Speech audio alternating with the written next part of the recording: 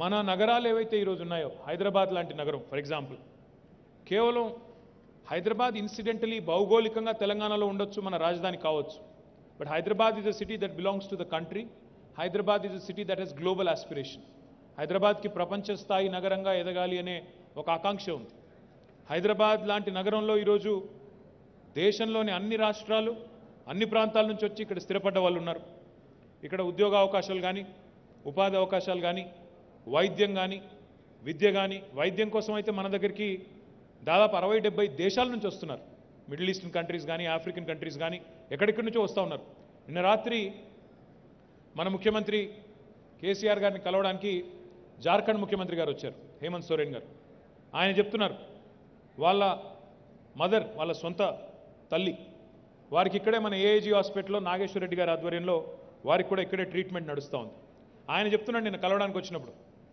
Sir నేను ఇక్కడికి వచ్చి మా మదర్ కోసం నేను హాస్పిటల్ పోయాను అక్కడ చాలామంది మా జార్ఖండ్ వాళ్ళు మా కాన్స్టిట్యున్సీ వాళ్ళు కనబడ్డారు వాళ్ళందరూ వచ్చి పలకరిస్తున్నారు అంటే హైదరాబాద్ అనేది హెల్త్ హబ్గా లేదా ఎడ్యుకేషన్ హబ్గా కేవలం మన రాష్ట్రం వాళ్ళకే లేదు మీరు కోవిడ్ సమయంలో కూడా మీరు చూసే ఉంటారు చుట్టుపక్కల ఉండే ఒక 5-6 రాష్ట్రాల పేషెంట్స్ కోవిడ్ పేషెంట్స్ మన దగ్గరికి వచ్చినారు ఛత్తీస్గఢ్ కావచ్చు పార్ట్ ఆఫ్ మహారాష్ట్ర కావచ్చు పార్ట్ ఆఫ్ కర్ణాటక కావచ్చు ఆంధ్ర కావచ్చు తెలంగాణ కావచ్చు ఈ 5 రాష్ట్రాలకు సంబంధించిన వేలాది మంది కోవిడ్ పేషెంట్స్ కూడా హైదరాబాద్లో ఉండే ఆధునికమైన వైద్య సదుపాయాల వల్ల ఇక్కడికే వచ్చే ప్రయత్నం కూడా చేసినారు ఎందుకు చెప్తా ఉన్నా ఈ మాట అంటే all these important urban hubs urban agglomerations they are the treasure of the nation ఇవి జాతి సంపద వీటిని కనుక మనం సవ్యంగా కాపాడుకోకపోతే వీటిల్లో కావాల్సిన వసతులు సౌకర్యాలు కల్పించకపోతే we're doing a great disservice to the nation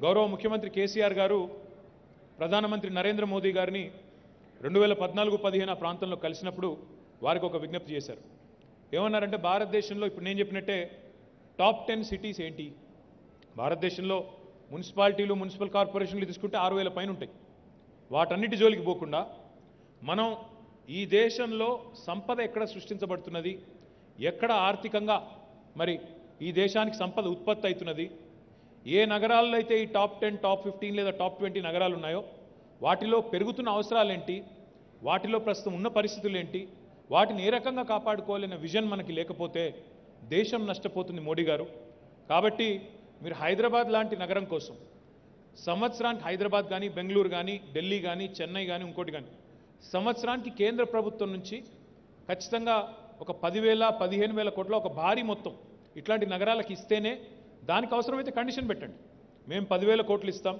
మీరు కూడా రాష్ట్ర ప్రభుత్వం 10,000 కోట్లు ఇవ్వండి అనే కండిషన్ పెట్టి ఆ రకంగా ఒక 5 ఏళ్ల పాటు డ్రైవ్ చేస్తే తప్ప ఈ దేశం మనం అనుకున్నంత వేగంగా ముందుకు పోదు అని చెప్పి చూశారు సరే ఆయన వినలేదు అది వేరే మాట నేను రాజకీయంగా విమర్శలు నేను చేయను కానీ వారు వేరే యాంగిల్లో పోయారు స్మార్ట్ సిటీస్ అన్నారు అమృత్ అన్నారు ఇంకోటి అన్నారు సరే ఎవరి విజన్ వారిది ఎవరి ఆలోచన వారిది తప్పు పట్టడానికి ఏం లేదు కానీ ఫ్యాక్ట్ ఇస్ టుడే నాకు మొన్న కాదు నాకు రెగ్యులర్గా బెంగళూరు నుంచి నాకు మెసేజ్లు వస్తూ ఉంటాయి హైదరాబాద్ వచ్చాము చూసాము మీ నగరంలోనేమో ఎయిర్పోర్ట్ నుంచి మా ఆఫీస్కి రావడానికి అర్ధగంటలో వచ్చేసినాం మా బెంగళూరులో ప్లేన్లో దిగిన తర్వాత ఎప్పుడు మా ఆఫీస్కి పోతామో మాకే తెలియదు 2 గంటలు అవుతుందా 2.5 గంటలు అవుతుందా నా దగ్గరికి చాలామంది ఇన్వెస్టర్స్ వస్తే ఉంటే వారికి కూడా నేను చెప్తా ఉంటా ఓ పని చేయండి మీరు ముందు బాంబే పోండి తర్వాత మీరు ఢిల్లీ పోండి ఆ తర్వాత చెన్నై పోండి తర్వాత బెంగళూరు పోండి లాస్ట్కి మా దగ్గర రండి నాతో మాట్లాడాల్సిన పని కూడా లేదు ఒకసారి మా నగరానికి వస్తే ఆటోమేటిక్ అవన్నీ చూసిన తర్వాత మీరే అంటారు వాళ్ళందరికంటే మీరే చాలా బాగున్నారు మీ దగ్గరికి వస్తామంటారు ఆ స్థాయిలో నిజానికి ఈరోజు డెఫినెట్గా భారతదేశంలో ఎవరు అవునన్నా కాదన్నా ఎవరికి నచ్చినా నచ్చకపోయినా వాస్తవం ఏంటి అంటే Hyderabad is the city with the best infrastructure for it's size in our country ఇది నేను చెప్పడం కాదు మర్సర్ అనే సంస్థ which rates cities across the world on livability index. They have said it 2015 నుంచి 2020 దాకా on quality of living index లో భారతదేశంలోని అన్ని నగరాల కంటే వరుసగా 5 సంవత్సరాల పాటు అత్యుత్తమ నగరం ఏది అంటే హైదరాబాద్ అని చెప్పి ఈరోజు ఇంటర్నేషనల్ ఏజెన్సీస్ చెప్తా ఉన్నాయి మన డబ్బా మనం కొట్టుకోవాల్సిన అవసరం లేదు బెంగళూరు నుంచి వచ్చేవారు ఎవరైనా అర్థమవుతుంది నిన్నగాక మొన్నకి పేరు చెప్తే బాగుండదు వాళ్ళు ఇబ్బంది పడతారు కానీ ఒక ఎంపీ గారు భారతీయ జనతా పార్టీకి సంబంధించిన ఒక ఎంపీ గారు అక్కడ వేరే ఉత్తర భారతదేశం నుంచి వచ్చారు ఏదో కమిటీ మీటింగ్ అని ఇక్కడ పార్లమెంటరీ స్టాండింగ్ కమిటీ మీటింగ్ ఏదో ఉంటే వచ్చినారు. వచ్చిన తర్వాత వారు ప్రైవేట్ సంభాషణలో పక్కకు పోయి టీ తాగుతుంటే చెప్తున్నారు, నేను ఇక్కడ మీ కోహినూర్ హోటల్లో ఉన్నాను, మా చుట్టాలు అక్కడెక్కడో అక్కడ కింద అటు మాదాపూర్ ఇక్కడ చెప్పారు అక్కడెక్కడో ఉన్నారు, 7 minutesలో వెళ్ళిపోయాను, మా దగ్గర మీలాగా ఫ్లైఓవర్లు లేవు, మా దగ్గర మీలాగా రోడ్స్ లేవు, మా దగ్గర మీలాగా సిస్టమ్స్ లేవు, ఇన్ఫ్రాస్ట్రక్చర్ లేదని చెప్తా ఉన్నారు. సరే బయటకు వచ్చి మళ్ళీ విమర్శించారు, అది వేరే విషయం అనుకోండి. రాజకీయంగా సహజంగా హైదరాబాద్కి వచ్చినప్పుడు మమ్మల్ని 2 తిట్లు తిట్టుకోవాలి కాబట్టి తిడతారు, నో ప్రాబ్లం. కానీ వాస్తవం ఏమంటే ఇతర నగరాలకి ఇతర రాష్ట్రాలకి పోయి మన నగరానికి తిరిగి వస్తేనే అప్రిషియేట్ చేస్తారు. నా ఫ్రెండ్ ఒక ఆయన ఉన్నారు, ఆయన సంక్రాంతికి పక్క రాష్ట్రానికి పోయారు, వాళ్ళకి అక్కడ తోటలు ఉన్నాయి, ఇల్లు ఉంది, అక్కడ పోయారు. పోయి వచ్చిన తర్వాత నాకు ఫోన్ చేశారు, ఫోన్ చేసి కేటీఆర్ గారు మీరు ఒక పని చేయండి, మీ దగ్గర మీ రాష్ట్రం నుండి ప్రతి గ్రామం నుంచో 4 బస్సులు పెట్టి పక్క రాష్ట్రాలకు పంపించండి సార్. ఎందుకండి అన్న. ఏం లేదు సార్, నేను పోయాను 4 రోజులు ఉన్నాను సంక్రాంతికి, మా ఊళ్ళో కరెంటు లేదు, నీళ్లు లేవు, రోడ్లు ధ్వంసం అయిపోయి ఉన్నాయి, అన్యాయంగా అధ్వానంగా ఉంది, మళ్ళీ తిరిగి వచ్చినాకనే నాకు ఊపిరి పీల్చుకున్నట్టుంది. ఇప్పుడు మీరు పని చేయండి, మన వాళ్ళందరినీ అక్కడ పంపండి, అప్పుడు తెలిసి వస్తుంది మన విలువ ఏంటో, మన ప్రభుత్వం చేస్తున్నది ఏంటో అని ఆయన కూడా చెప్పారు. నేను చెప్తున్నది ఏదైనా అతిశయోక్తి అని మీకు అనిపిస్తే, నేను చెప్తున్నది ఏదైనా ఈయన ఏదో కొద్దిగా ఎక్కువ చెప్తున్నాడు, వాళ్ళ గవర్నమెంట్ వాళ్ళకి ఎక్కువ డబ్బా కొట్టుకున్నాడు అంటే దయచేసి మిమ్మల్ని కూడా కొడతా ఉన్నా, మీరు కూడా కారు వేసుకొని బయలుదేరండి, పక్క రాష్ట్రాలకు పోయిరండి. మీరు only then you'll appreciate us more. ఇప్పుడు నేను కొన్ని మాటలు అంటే కొంతమందికి నచ్చకపోవచ్చు, కానీ వాస్తవాలు. కొన్ని రాష్ట్రాల్లో కొన్ని నగరాల్లో ఒక బిల్డింగ్ కట్టాలంటే, 1 million square feet బిల్డింగ్ కట్టాలంటే గవర్నమెంట్కి స్క్వేర్ ఫీట్కి ఇంత అని లంచం ఇవ్వాలి, లేకపోతే పర్మిషన్ రాదు. ప్రతిపక్ష పోలకి ఇంత అని పర్మిషన్ ఇవ్వాలి, లేకపోతే రాదు. నేను చెప్పేది వాస్తవమా కాదా? ఇక్కడ ఉందా ఆ పరిస్థితి? ఇంతమంది ముందు ఓపెన్గా అడుగుతా ఉన్నా, మన రాష్ట్రంలో ఆ పరిస్థితి ఉందా? లంచాలు ఇచ్చి పర్మిషన్లు తెచ్చుకునే దురవస్థ ఈ రాష్ట్రంలో ఉందా? అది పారిశ్రామిక క్లియరెన్స్ కానీ, బిల్డింగ్ పర్మిషన్స్ కానీ, మీరు 2,000 కోట్లు పెట్టినా 12,000 కోట్లు తెచ్చి బిల్డింగ్లు కట్టినా మిమ్మల్ని పైసా అడిగిన వాడు ఎవడన్నా ఉన్నాడా? ఎవరైనా ఇబ్బంది పెడుతున్నారా?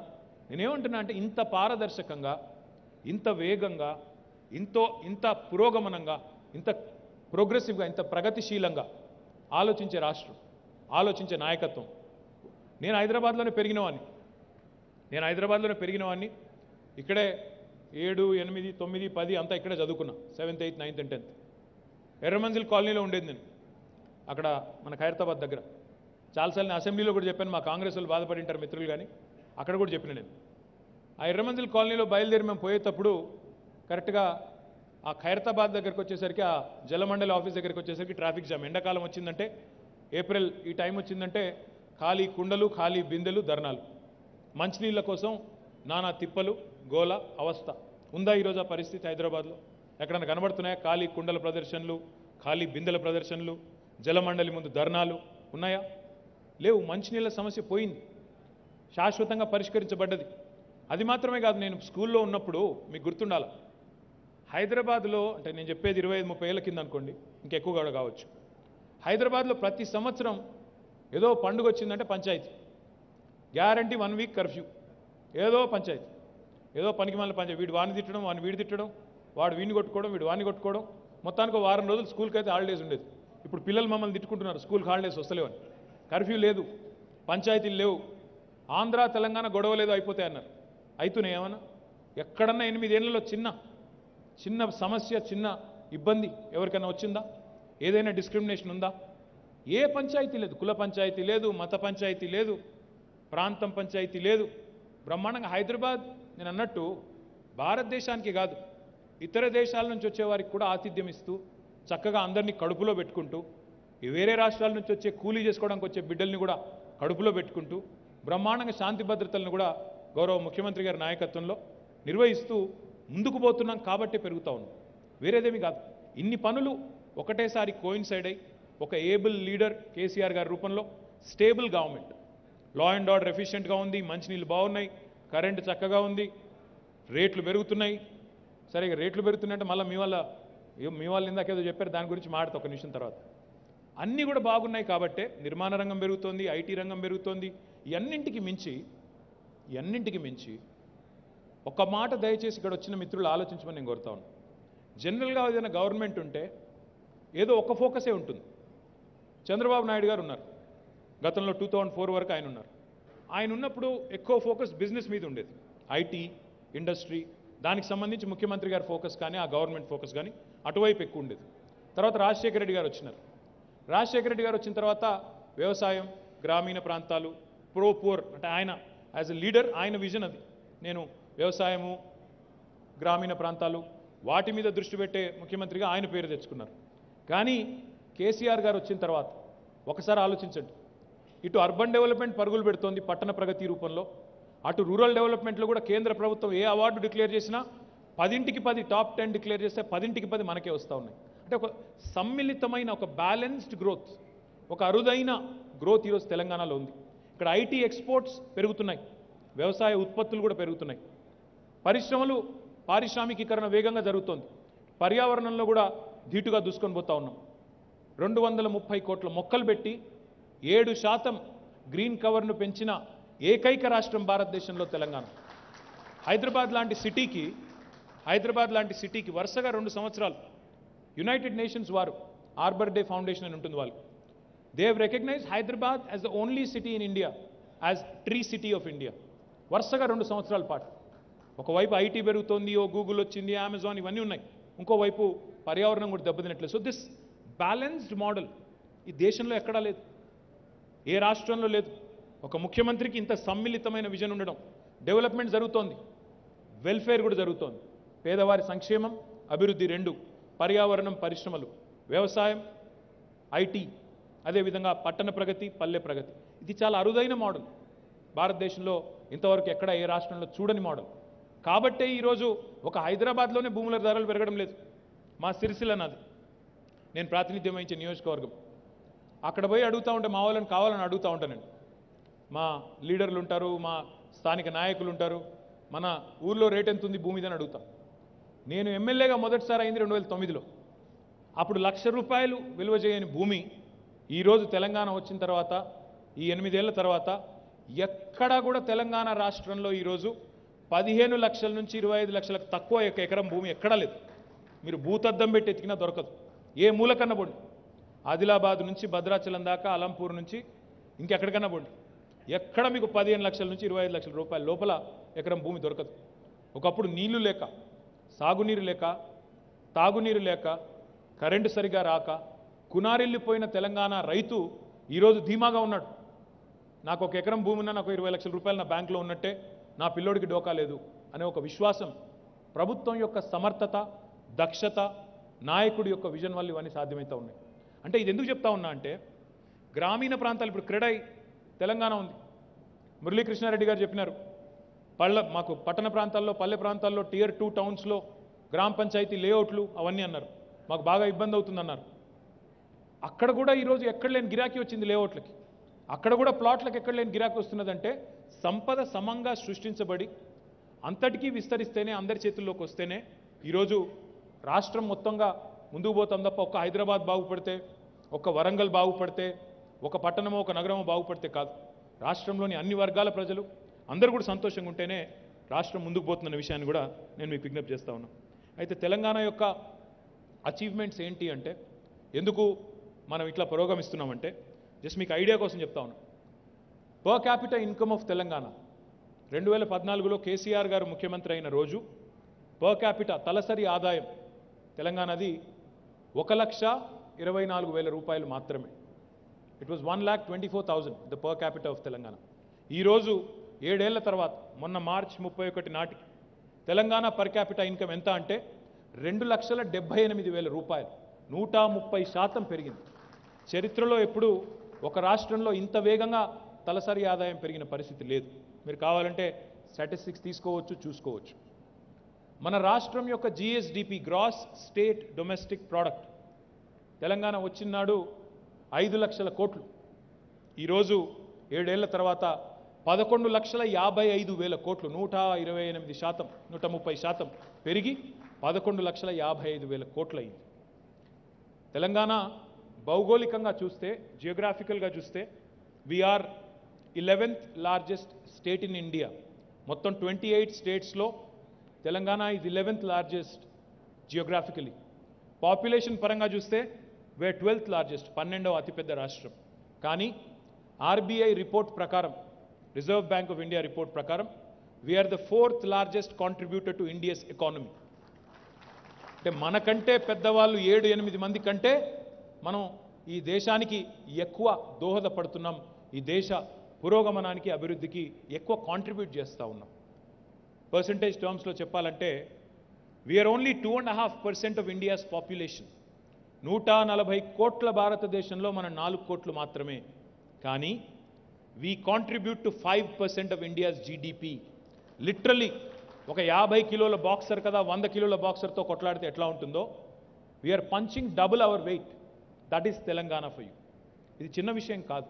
ఊరికేనే ఆషామాషిగా 4 డైలాగులు కొడితే, ఇప్పుడు మీరు ఇక్కడ రాశారు హోమ్ ఫర్ ఎవ్రీ వన్ అన్నారు. ఒక పెద్ద ఆయన కూడా అన్నాడు హౌసింగ్ ఫర్ ఆల్ బై 2022 అన్నాడు. నేను చెప్పా పేరు మళ్ళీ చెప్తే మీరు కూర్చున్న వాళ్ళు ఎవరో ఏందో మీకు ఎవరెవరితో సంబంధాలున్నాయో నాకు తెలియదు.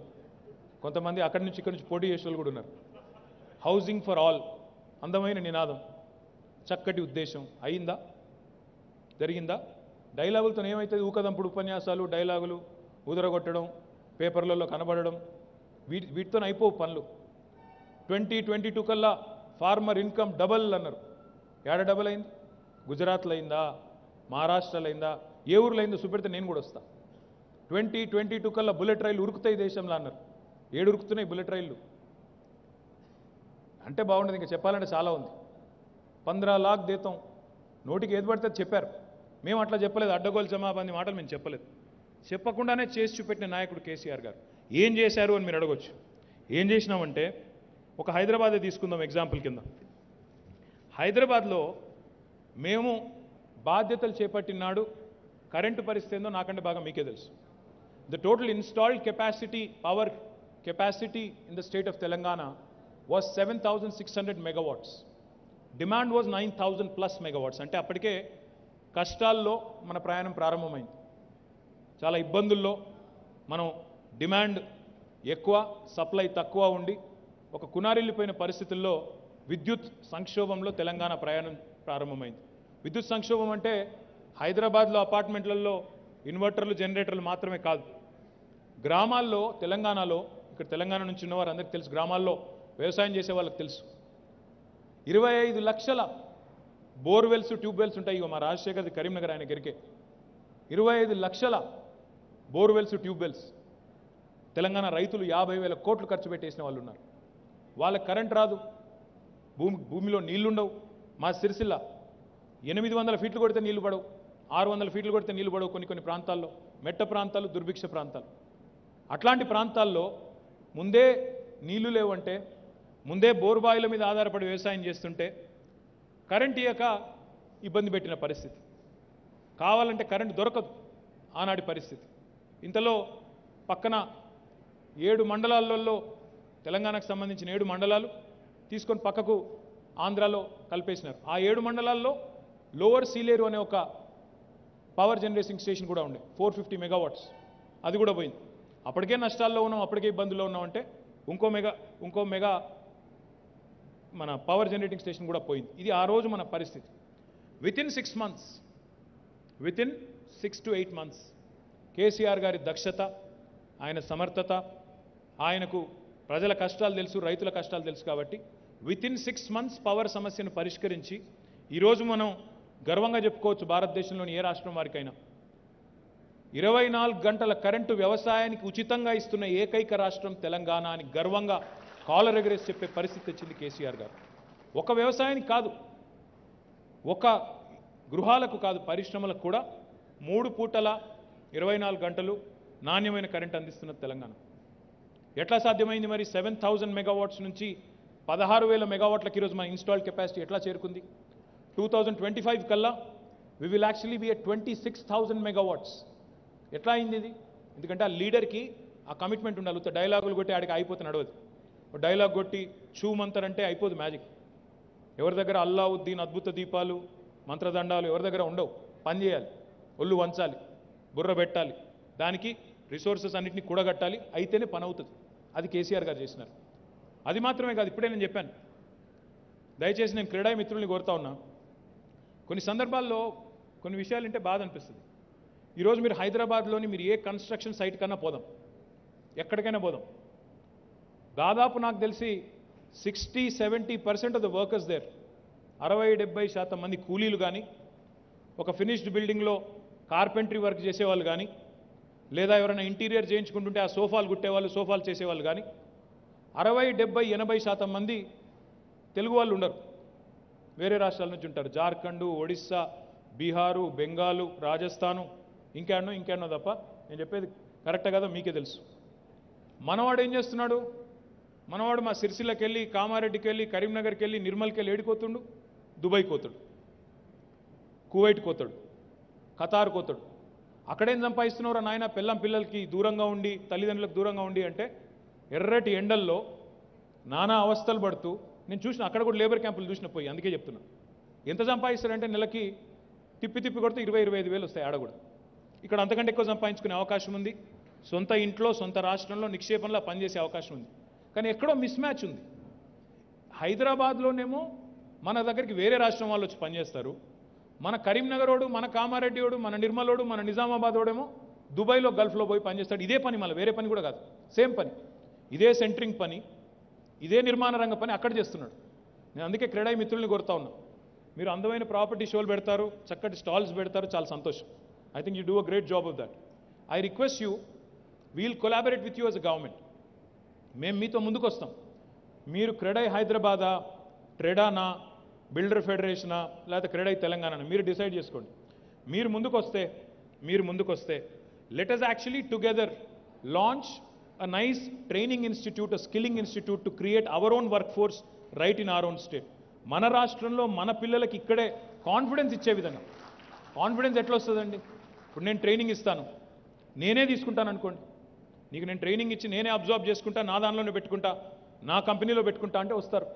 ట్రైనింగ్ ఇచ్చిన తర్వాత కూడా నాకు జాబ్ వస్తుందో రాదో, మళ్ళీ రోడ్లు పట్టుకొని తిరగాలో అంటే ఎవరు రారు. మై రిక్వెస్ట్ యూ, గవర్నమెంట్తో కలిసి పనిచేద్దాం. మీరు ఇక్కడ ఎన్ఏసీ పెట్టాం, మనం నేషనల్ అకాడమీ ఆఫ్ కన్స్ట్రక్షన్ పెట్టినాం. కానీ ఎన్ఏసీ ఎట్లా అయిపోయింది?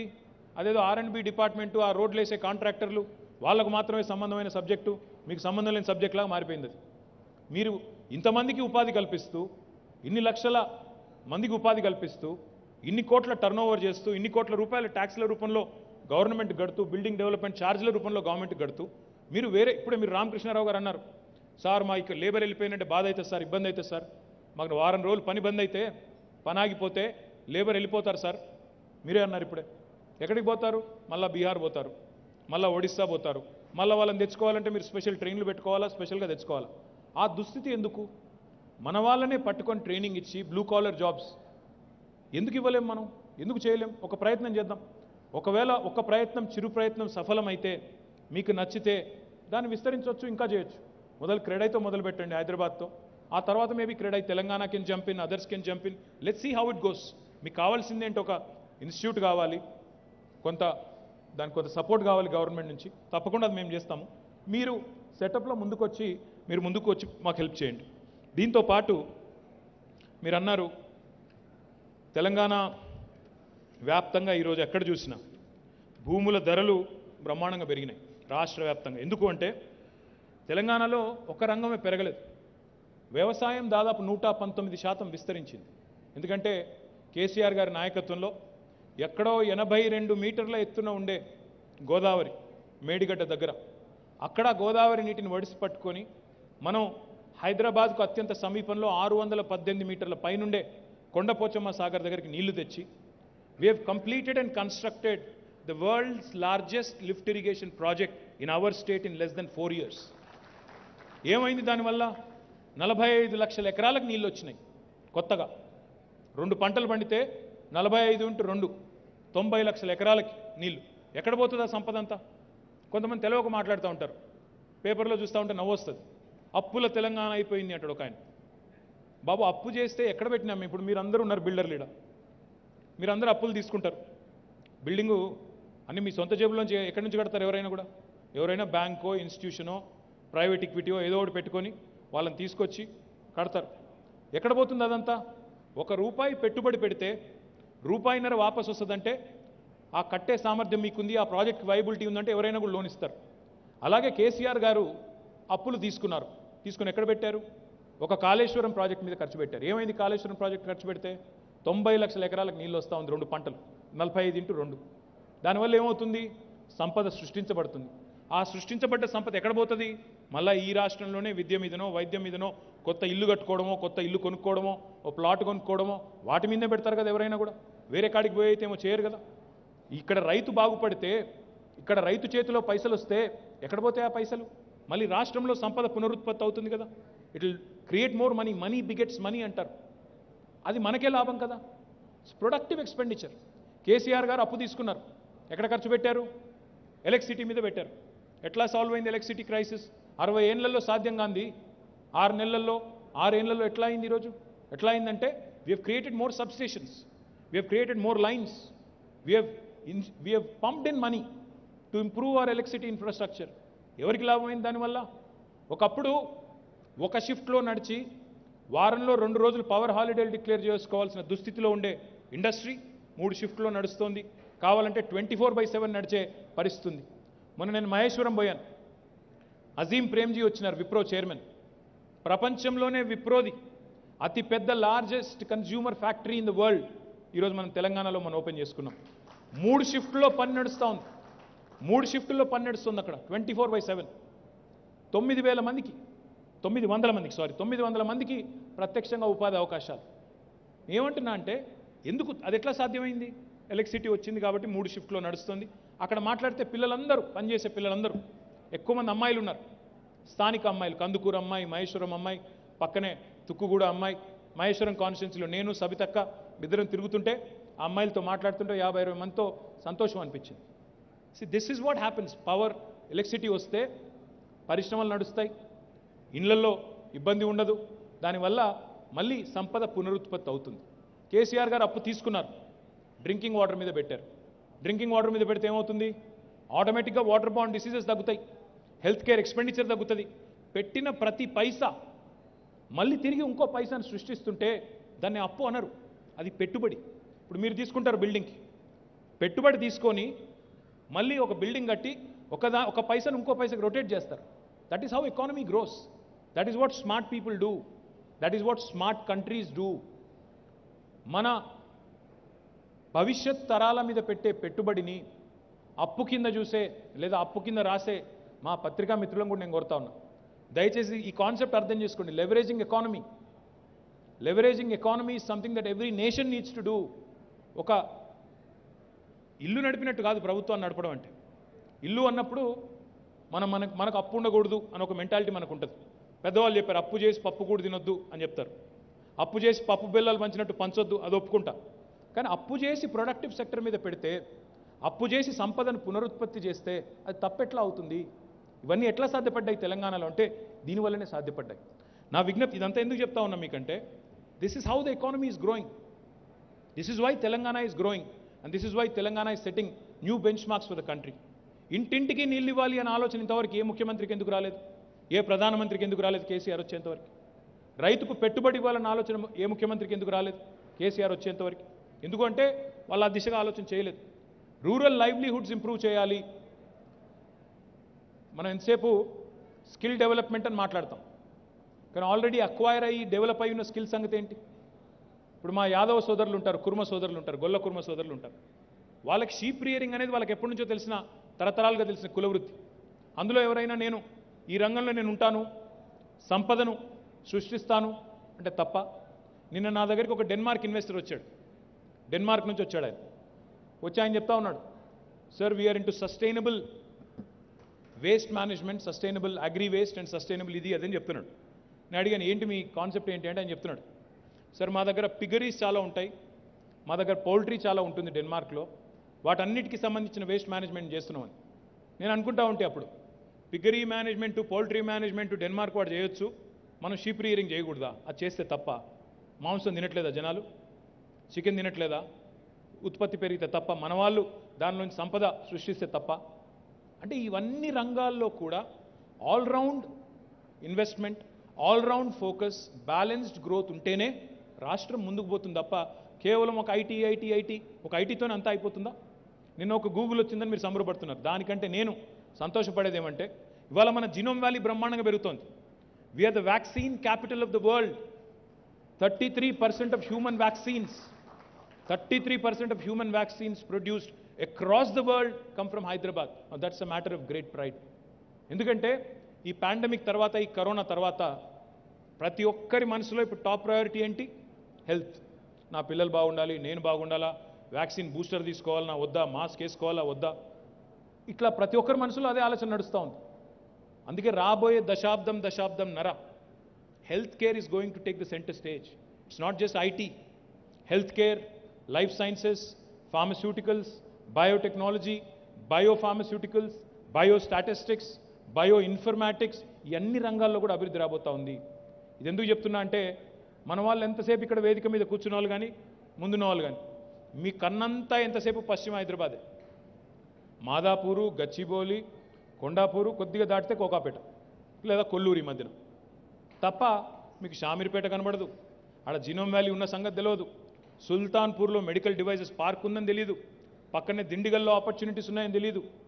పక్కన అసలు హైదరాబాద్ నగరం చుట్టూ ఇన్ని అవకాశాలు పెట్టుకొని కేవలం ఒక దగ్గరే మనందరం కూడా ఆ మంద మెంటాలిటీతో ఒక ఆయన అక్కడ పోతున్నాడంటే నేను ఆడికే పోతా అని చెప్పి అందరూ ఆడికే పోయి అట్లా కాకుండా you can create your own niche, your own market. నేను ఇదివరకు అన్నాను, మీరు బాధపడ్డా మళ్ళీ కూడా అంటారు. నేను మన హైదరాబాద్ బిల్డర్ని నేను 5-6 ఏళ్ల కింద కూడా ఛాలెంజ్ చేశాను. ఐ సెడ్, నేను ఇప్పుడు హైదరాబాద్లో నాకు వేరే నగరాల నుంచి ఇన్వెస్టర్స్, బిల్డర్స్ వచ్చి కలుస్తూ ఉంటారు. బెంగళూరు బిల్డర్ వస్తాడు, బాంబే బిల్డర్ వస్తాడు, ఢిల్లీ బిల్డర్ వస్తాడు. సార్ నేను మీ దగ్గర పెట్టుబడి పెడుతున్నా అంటే చాలా సంతోషం, of course we welcome all investors. మన వాళ్ళు ఎంతమంది బయట పోయి కడుతున్నారు? ఎవరైనా ఒక్కరున్నారా? బయట పోయి కట్టి అక్కడ తలుపులు తట్టి బెంచ్ మార్క్ సెట్ చేసి ఎంతసేపు మనం ఇదే ఇళ్ళనే ఉండాలి, ఇళ్ళనే కొట్టుకోవాలి. మీకు అర్థమైతలేదు, మా గొప్పతనం కూడా అర్థమైతలేదు ఈ గవర్నమెంట్. మీరు బయట పోయి ఒక 4 రోజులు వ్యాపారం చేసి వస్తే ఈ గవర్నమెంట్ ఎంత బాగుందో మీకు అప్పుడు అర్థమవుతుంది. ఎంతసేపు ఇది లేదు అది లేదు, ఏమున్నాయో చూడండి కదా. ముందు టీఎస్ బీపాస్ ఎక్కడండి ఉందా ఈ దేశంలో? ఇప్పుడే మీరు అన్నారు ఆ తమ్ముడేడి, ఆ క్రెడై యూత్ వింగ్ తమ్ముడు అన్నాడు, ఆ మహారాష్ట్ర బిల్డర్లు వచ్చినారు, యంగ్ బిల్డర్స్ అందరూ వచ్చారు, నువ్వు కలవలేదు అని. వాస్తవమే కలవలేదు. ఎందుకు కలవలేదు? వస్తే మళ్ళీ మా క్రెడై వాళ్ళు వచ్చి నన్ను ఏమేమి అడుగుతారో అని భయం.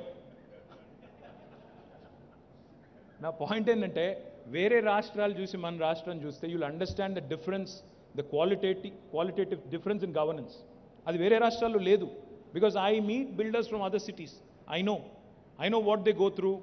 అక్కడ ఇంత ట్రాన్స్పరెంట్గా క్లియరెన్సులు రావు, ఇంత వేగంగా క్లియరెన్సులు రావు, ఇంత వేగంగా మీకు అక్కడ మంత్రులు కూడా దొరకరు. రకరకాలుగా చెప్తే బాగుండదు మీకు. ఇప్పుడు ఇక్కడ నన్ను తీసుకొచ్చి అన్ని స్టాల్స్ తీసుకొని పోయారు. పోతే అక్కడ ఇక్కడ ఫోటోలు దిగాం. సరే, ఇక్కడ మా ప్రతిపక్షం ఎట్లా ఉందంటే ఏ బిల్డింగ్ పక్కన నా ఫోటో ఉంటే ఈ బిల్డింగ్ వాడిదే అంటారు. అదో భయం. వాడు ఒకడు అంటాడు పిచ్చోడు, 111 జీవో నా కోసం ఎత్తేసారంట. ఏమనాలి నేను? 111 జీవోలో 1,30,000 ఎకరాలు నాయేనా? 1,30,000 ఎకరాలు మొత్తం నేను కబ్జా పెట్టి కూర్చొని ఉన్నానా? ఏం మాట్లాడతారు నాకు అర్థం కాదు. ఈ రాష్ట్రంలో ఇంత దివాలకోర రాజకీయమా? 2006-7లోనే రాజశేఖర రెడ్డి గారు బతుకున్నప్పుడే 111 జీవోని తీసేయాలని ప్రయత్నం మొదలైంది. ఇక్కడ ఉన్న వాళ్ళందరికీ తెలుసు. 6-7లోనే రాజశేఖర రెడ్డి గారు ముఖ్యమంత్రిగా ఉన్నప్పుడే ప్రయత్నం స్టార్ట్ అయింది. అప్పుడే కమిటీ వేసిండ్రు, రిపోర్ట్ తీసుకున్నారు, అన్నీ జరిగినాయి. దాదాపు ఒక కొలిక్ వచ్చింది. ఈ లోపల ఎలక్షన్ వచ్చింది, ఆగిపోయింది. ఆ తర్వాత రాజశేఖర రెడ్డి గారు చనిపోయారు, ఆగిపోయింది. ఇక ఆ తర్వాత తెలంగాణ ఉద్యమం పీక్లో ఉన్నప్పుడు సహజంగా అప్పుడున్న ముఖ్యమంత్రులు ఎవరు నిర్ణయం తీసుకోలేని పరిస్థితి. కేసీఆర్ గారు 2014 పూర్వమే మాటిచ్చున్నారు. రాష్ట్ర ముఖ్యమంత్రి కాకముందే చేవెళ్లలో, రాజేంద్ర నగర్లో, వికారాబాద్లో అక్కడ మీటింగ్లకు పోయినప్పుడు పబ్లిక్ మీటింగ్లో 1000 మంది అటెండ్ అయిన పబ్లిక్ మీటింగ్లో ఓపెన్గా చెప్పారు, అవును ఈ 84 గ్రామాల ప్రజలు బాధపడుతున్నారు, పక్కన గోపన్పల్లి అభివృద్ధి అవుతోంది, నానక్రామ్ కూడా అభివృద్ధి అవుతున్నది, అక్కడ ఇంకా వేరే చిన్న చిన్న గ్రామాలు వాళ్ళ కళ్ళ ముందే అభివృద్ధి అవుతున్నాయి, మేము మాత్రం అభివృద్ధికి ఆమడ దూరంలో ఉన్నామని బాధపడుతున్నారు, తప్పకుండా ఈ జీవో తీసేస్తాం అని 2014 పూర్వమే చెప్పినారు. 18లో చెప్పారు, తర్వాత ఎన్నో దఫాలు అసెంబ్లీలో చెప్పారు, బయట కూడా చెప్పారు. 8 ఏళ్ల తర్వాత జీవో రద్దు చేస్తే ఎందుకు రద్దు చేశాం? అది కూడా ఒకనాడు 1996లో జియో 111 ఇచ్చినప్పుడు 27% of Hyderabad drinking water was coming from those 2 reservoirs. Himayat Sagar, Osman Sagar నుండి 27% జంట నగరాలకు సంబంధించిన మంచినీరు ఆ 2 జలాశయాల నుంచి ఆ రోజు డ్రా చేసేవాళ్ళం హైదరాబాద్ తాగునీటి అవసరాల కోసం. ఈరోజు గోదావరి నుంచి, కృష్ణ నుంచి, ముఖ్యంగా కొండపోచమ్మ సాగర్, మల్లన్న సాగర్ అయిపోయిన తర్వాత ప్రస్తుత హైదరాబాద్ డ్రింకింగ్ వాటర్ నీడ్స్కి ఆ రెండు జలాశయాలు మనకు అవసరమే లేదు. జీరో డిపెండెన్స్ ఉంది. 1 మిలియన్ గ్యాలన్ నీళ్లు కూడా అక్కడి నుంచి తీసుకోవాల్సిన అవసరం మనకు లేదు. ఇక మరి డ్రింకింగ్ వాటర్, ఏ డ్రింకింగ్ వాటర్ కోసం అయితే ఆ రెండింటిని కాపాడాలి అనే ఉద్దేశంతో ప్రభుత్వం జీవో తెచ్చిందో, ఆ డ్రింకింగ్ వాటర్ డిపెండెన్స్ అక్కడ లేనప్పుడు మరి ఆ ప్రాంతాల ప్రజలకి ఎందుకు మనం నష్టం చేయాలి అనే ఆలోచనతో, ప్లస్ వాటిని కూడా మళ్ళీ కాలుష్యం బారిన పడకుండా, వాటిలో కూడా మళ్ళీ పొల్యూషన్ వచ్చి హుసేన్ సాగర్ మాదిరిగా కాకుండా సవ్యమైన ఎస్టీపీస్ కానీ ఇంకోటి కానీ పూర్తి స్థాయిలో ప్లాన్ చేసి దాన్ని ఎత్తేస్తామని చెప్పాం. దీనిలో ఎవరికి అభ్యంతరం ఉండాల్సిన అవసరం ఏముంది? కాంగ్రెస్ వాళ్ళు, బీజేపీ వాళ్ళు, ఇతర పార్టీ వాళ్ళు కూడా అక్కడ మాట ఇచ్చి వచ్చారు. 14లో ఇచ్చినారు, 9లో ఇచ్చారు, 18లో ఇచ్చారు. అన్ని సందర్భాల్లో ఎవరు ఎక్కడ పోయినా రాజకీయ నాయకులు, రాజకీయ పార్టీలు 111 జీవో రద్దు చేస్తాం అని ప్రతి పార్టీ చెప్పింది. కానీ కేసీఆర్ చేస్తే ఇక ఆయనకు భూములు ఉన్నాయంట, ఇంకేదో ఉన్నాయంటే దానికి దురుద్దేశాలు ఆపాదించరు. ఇదా పద్ధతి? ఏం చేయొచ్చు? ఇప్పుడే రామకృష్ణారావు గారు అన్నారు, దాన్ని ఒక లుటియన్స్ ఢిల్లీ మాదిరిగా, ఒక చండీగఢ్ మాదిరిగా, ఎందుకంటే అది 132,000 ఎకరాలు, అంటే 535 square kilometres. Current Hyderabad is about 675 square kilometres. అంతకంటే బాగా చేయొచ్చు సార్, మీరు కొత్త నగరం సృష్టించవచ్చు, హారిజాంటల్ గ్రోత్ ప్లాన్ చేయొచ్చు అని అన్నారు. డెఫినెట్గా గవర్నమెంట్ ఇస్ థింకింగ్, తప్పకుండా ఆలోచించి పర్యావరణ హితంగానే డెఫినెట్గా హైదరాబాద్ నగరానికి భవిష్యత్తుకి ఇబ్బంది లేకుండానే ప్లాన్ చేస్తున్నాం. దయచేసి ఆ విషయంలో ఎవరికి ఎలాంటి అనుమానాలు, అపోహలు వద్దని చెప్పి కూడా ఈ సందర్భంగా నేను విజ్ఞప్తి చేస్తూ, ఆ 84 గ్రామాల ప్రజలు కూడా దే ఆర్ రిజాయిసింగ్. వాళ్ళు సంతోషపడతా ఉన్నారు, వాళ్ళు పటాకులు కాల్చి ఆనందం వ్యక్తం చేస్తున్నారు, మాకు ఇన్ని రోజులకు రిలీఫ్ దొరికిందని. Let them be happy. నా ఇంకొక విజ్ఞప్తి కూడా ఏమంటే, డ్రింకింగ్ వాటర్ గురించి చెప్తే కొన్ని నగరాల్లో ఈరోజు రైల్వే ట్యాంకర్ల ద్వారా నీళ్లు తీసుకొని పోవాల్సిన దుస్థితి ఉంది. పేర్లొద్దు కానీ మనకు ఆ దుస్థితి లేదు. కేసీఆర్ గారి ముందు చూపు వల్ల మనకు ఆల్రెడీ 600 పైచిల్కు మిలియన్ గ్యాలన్స్ మనకు నీటి లభ్యత ఉంది.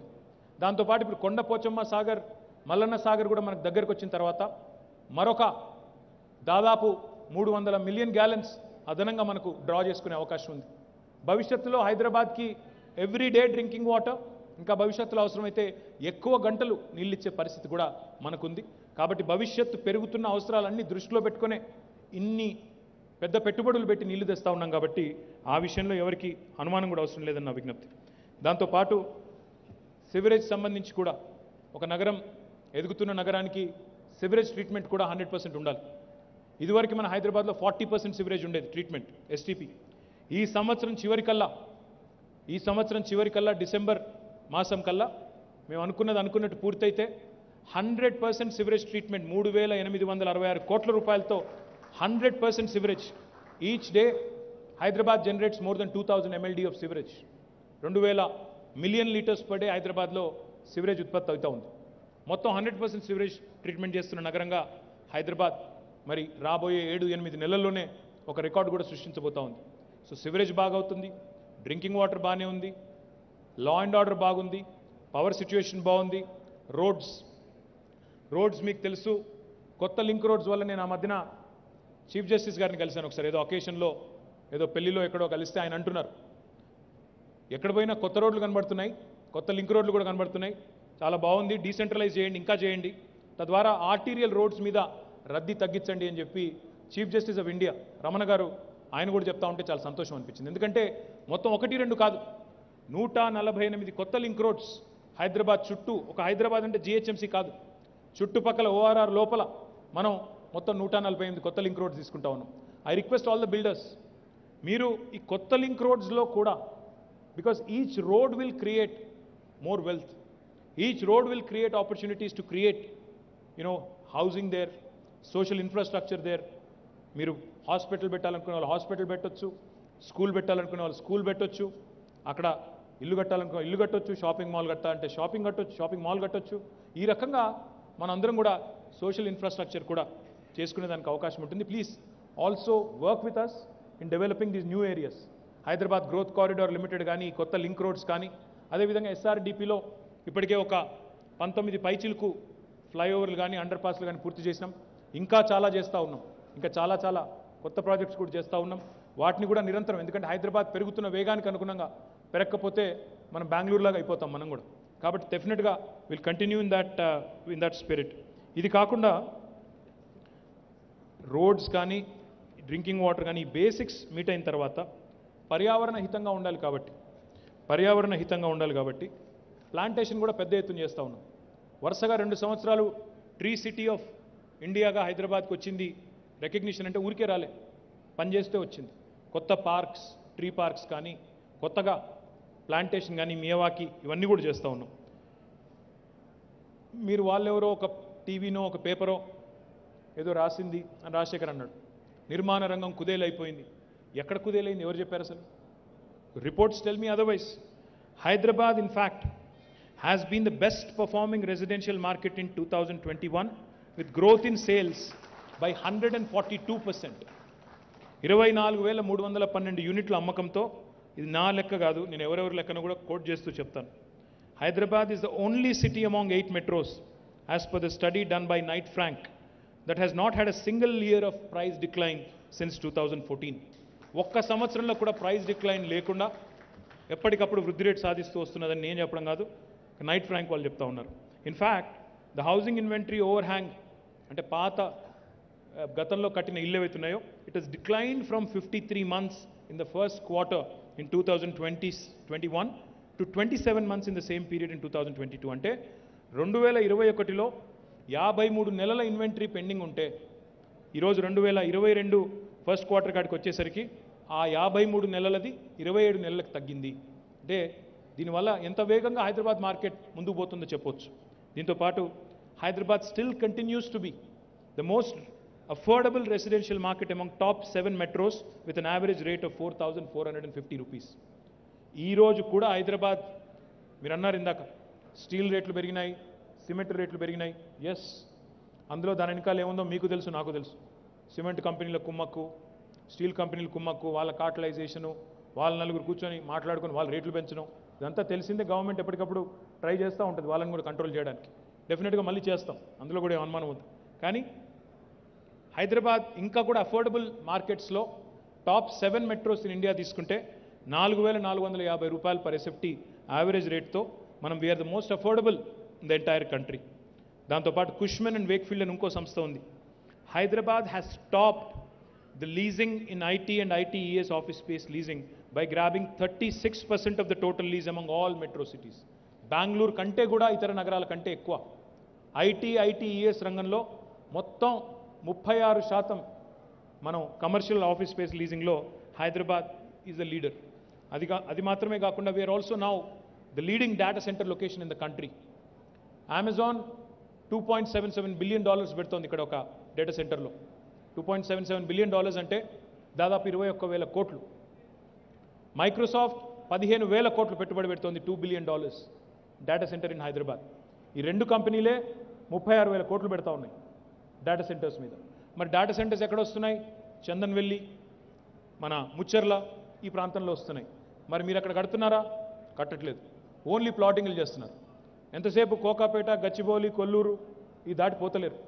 నా విజ్ఞప్తి ఏమంటే, please identify these newer opportunities.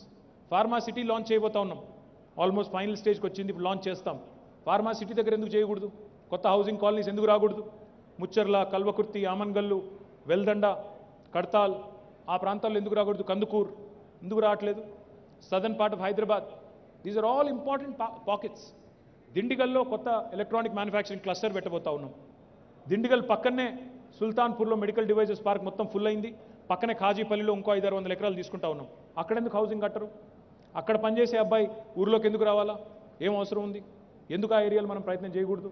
నా రిక్వెస్ట్ ఏమంటే, గ్రోత్ సెంటర్స్ ఏవైతే ఉన్నాయో అక్కడ దృష్టి పెట్టకుండా మనందరం కూడా ఒకటే దగ్గర పెడితే we'll all be doing a great disservice to ourselves and the city also.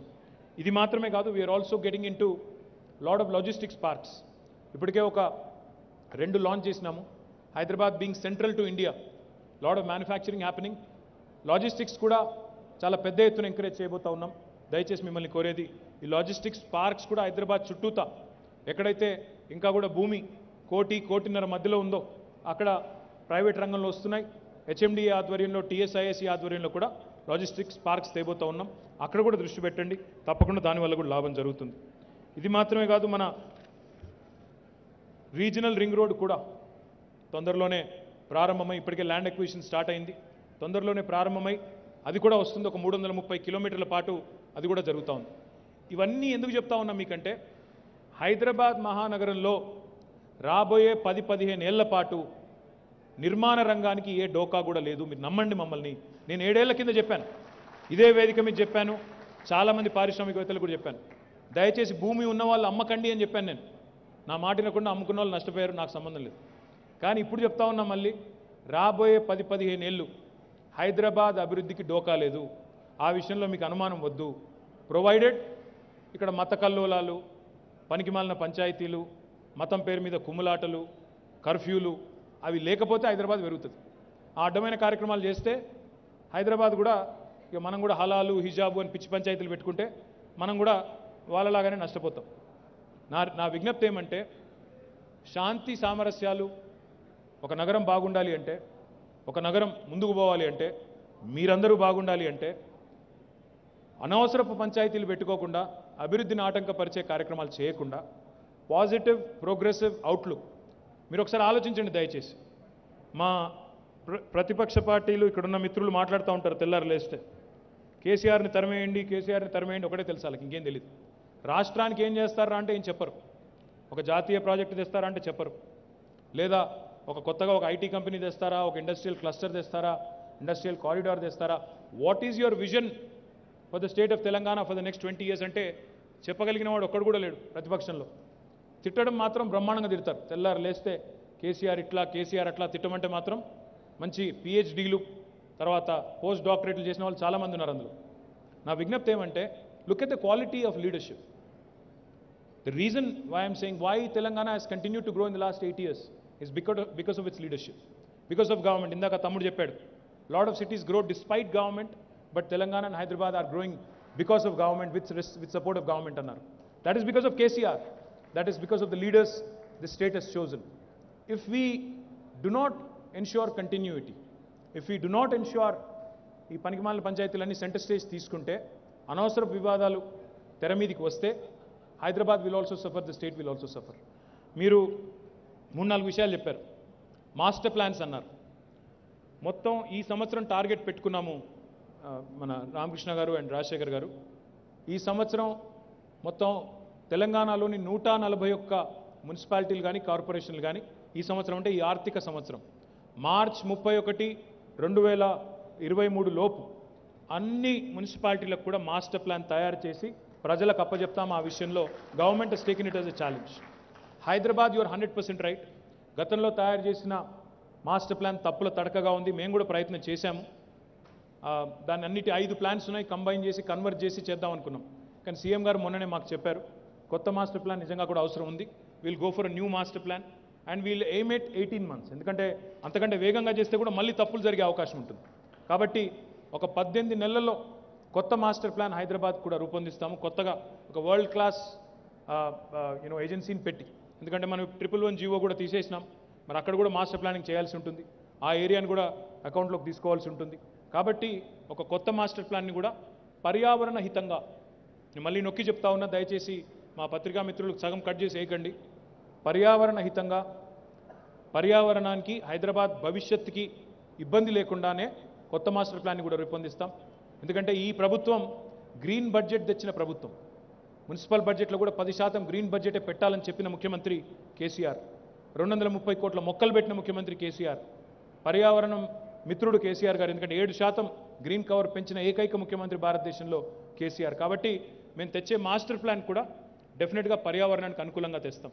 దీంతోపాటు ధరణిలో 2-3 కొత్త మాడ్యూల్స్ సంబంధించి మీరు చెప్పారు.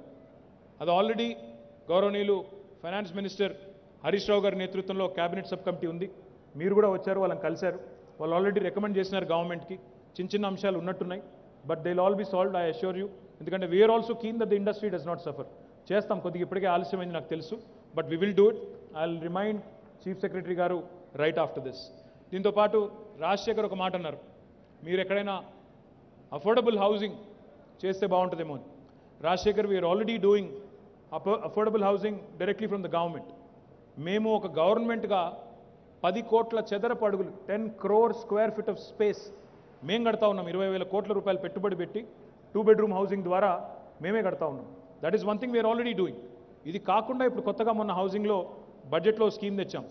ఎవరికైనా ప్లాట్ ఉంటే వారు అక్కడే ఇల్లు కట్టుకోవడానికి అనుకూలంగా 3 లక్షల రూపాయల వరకు మంజూరు చేస్తూ మొన్న ఒక 3 లక్షల యూనిట్లకి రాష్ట్ర వ్యాప్తంగా అంటే ఒక్కొక్క కాన్స్టిట్యుయెన్సీకి 3,000 యూనిట్లు మంజూరు చేస్తూ ముఖ్యమంత్రి గారు నిర్ణయం తీసుకున్నారు. అది కూడా అమలవుతుంది. కాబట్టి అఫోర్డబుల్ హౌసింగ్ నీడ్ ఉందా లేదా అంటే ఇదివరకు హౌసింగ్ బోర్డు కాలనీ కట్టినప్పుడు కేపీహెచ్పీ కానీ ఇంకోటి కానీ అప్పుడు ఉండేదేమో కానీ ఇప్పుడు ప్రస్తుతం ఆ నీడ్ ఉందని నేను అనుకోవట్లేదు వ్యక్తిగతంగా. But we can always look at it at a later day. దీంతో పాటు మిత్రులందరినీ కూడా నేను కోరేది, వేదిక మీద ఉన్న మిత్రులందరినీ, మురళీకృష్ణారెడ్డి గారు వారు 2 విషయాలు చెప్పారు. అందులో కొంత వైరుధ్యం కూడా ఉంది. వారు ఏమన్నారు, బంగారు తెలంగాణ అంటే ఒక మా క్రెడై హైదరాబాద్నే చూసుడు కాదు, మీరు బయట కూడా చూడాలి సార్. బయట తెలంగాణ క్రెడై 15 చాప్టర్లు ఉన్నాయి. మరి మా సంగతి ఏంది, మేము బయట జిల్లాల్లో ఉంటే కనబడతలేమా అన్నారు. ఆ మాట వారే అన్నారు. అక్కడ ప్రణాళికాబద్ధమైన అభివృద్ధి రావాలన్నారు. మళ్ళీ ఏమంటున్నారు, 20 ఫీట్లతోనే లేఅవుట్లు అయినాయి సార్ గతంలో, వాటికి పర్మిషన్ లేండి ఇప్పుడు అంటున్నారు.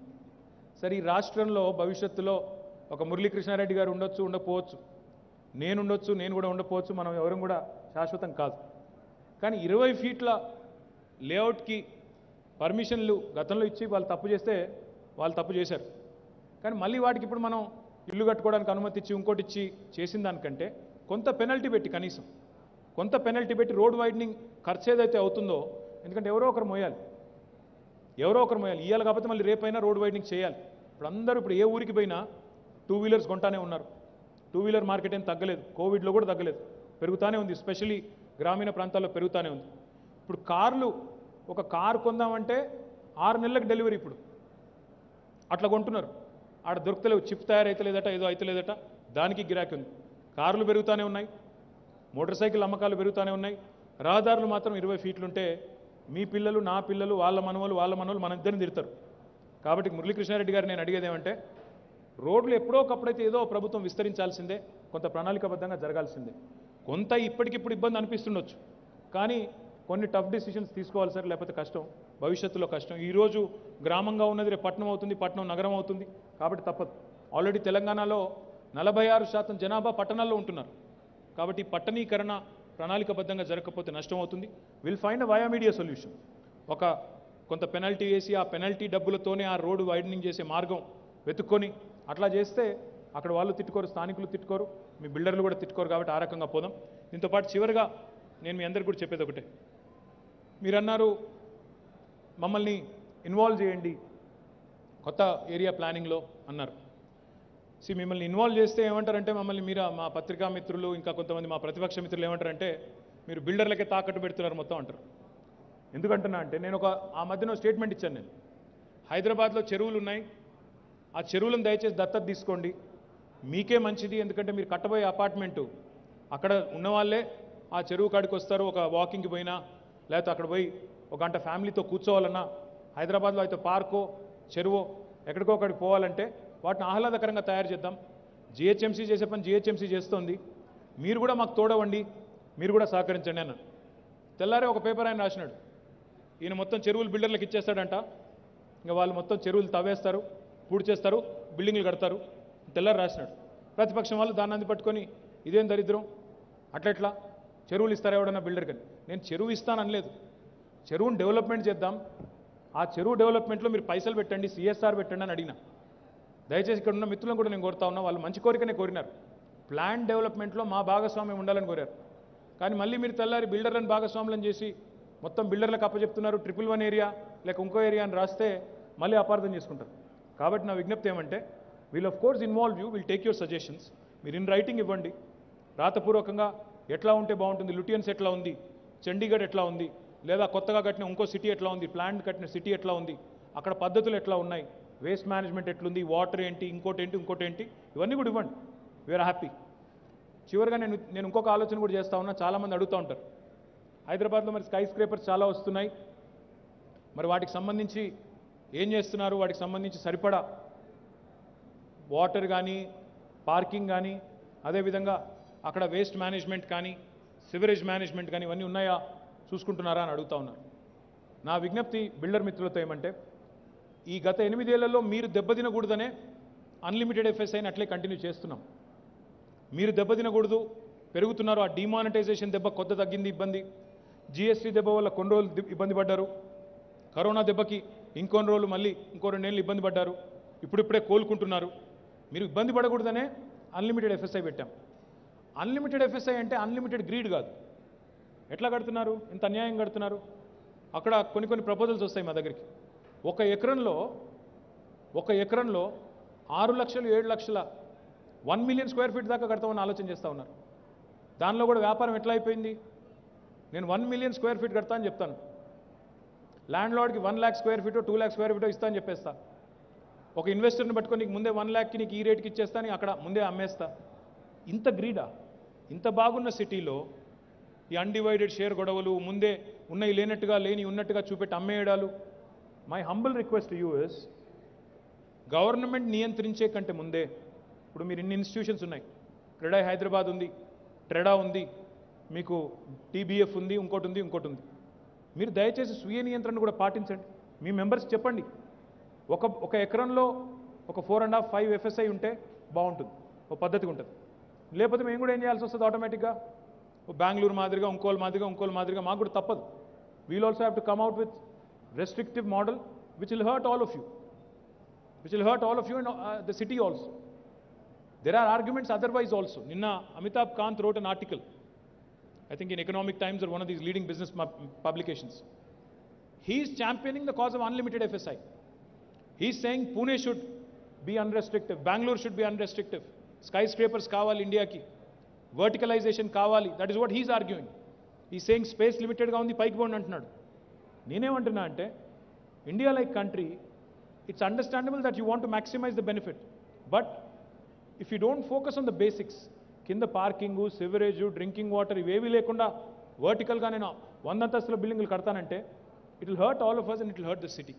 So swiya niyantrana, before we are compelled to come out with restrictive FSI, I humbly request CREDAI, I humbly request all the builder organizations, swiya niyantrana పాటించండి, మీ మెంబర్ కంపెనీస్ గైడ్ చేయండి. మళ్ళీ మీరు ఇబ్బంది పడి మమ్మల్ని ఇబ్బంది పెట్టకండి. ఎందుకంటే ఈ లాభాపేక్షలో లాభం పొందాల్సిందే. ఇది none of you are working for charity, it's business for profit organizations. కానీ దానికి ఒక లిమిట్ కూడా ఉండాలి. బంగారు బాత్ అని చెప్పి ఒకటేసారి కోసేస్తే, బంగారు గుడ్లు పెట్టే బాతని కోసేస్తే నాశనం అయిపోతుంది నగరం. కాబట్టి దయచేసి స్వీయ నియంత్రణ పాటిస్తూ లిమిటెడ్ ఎఫ్ఎస్ఐని మీరే ప్రమోట్ చేస్తూ, టీడీఆర్ కూడా తెచ్చాం, ఆ టీడీఆర్ కూడా డిమాండ్ ఉండాలి. నేను టీడీఆర్ కూడా డిమాండ్ లేదు, మీరు కావాలంటే ఓ లిమిటెడ్ ఎఫ్ఎస్ఐ పెట్టుకొని ఆ పైన కావాలి అంటే టీడీఆర్ తీసుకోండి, వీల్ అలౌ ఫర్ దట్. లేకపోతే ఏమవుతుంది, చిన్న బిల్డర్లు ఇబ్బంది పడతారు, పెద్ద బిల్డర్లు ముందే మీరు పర్మిషన్లు తీసేసుకొని తర్వాత నేను హ్యాపీగా ఉంటాను, మిగతా వాడు ఎక్కడన్నా పోనీ అంటే that is not right. So my humble request, స్వీయ నియంత్రణ పాటించండి, నగరాభివృద్ధిలో పార్ట్నర్స్గా మాతో పాటు కలిసి పనిచేయండి. ఇందాక నేను చెప్పిన ట్రైనింగ్ ఇన్స్టిట్యూట్ దయచేసి తొందరగా ఏర్పాటు చేద్దాం.